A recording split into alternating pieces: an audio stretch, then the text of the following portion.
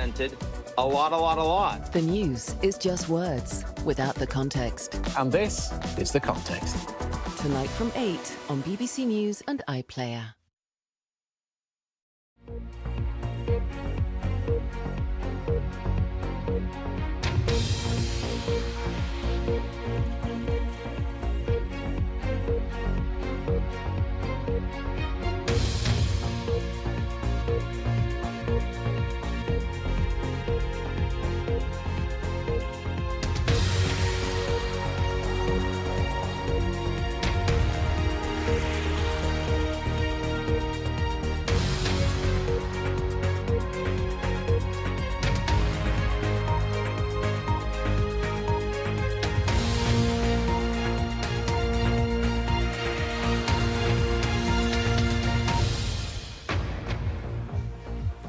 Live from London, this is BBC News.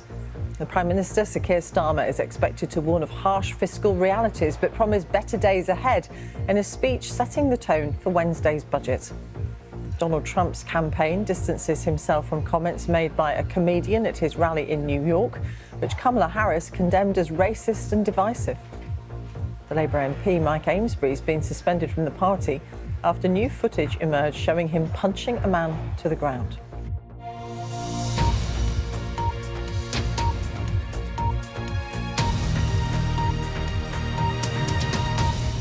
Hello, welcome. I'm Martine Croxall. In the next 10 minutes or so, the Prime Minister, Sir Keir Starmer, is due to prepare the ground for Wednesday's budget in a speech in which he's expected to warn of unprecedented economic challenges. But he will say that the government will run towards them.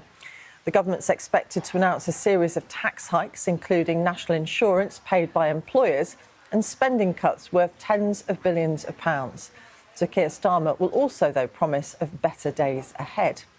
Well, the Chancellor's statement is expected to be one of the most significant in recent history. The Conservatives have already accused the government of broken promises. Let's speak to our political correspondent, Helen Catt. Helen, this is the big moment for the Chancellor, Rachel Reeves. So why are we hearing from the Prime Minister today?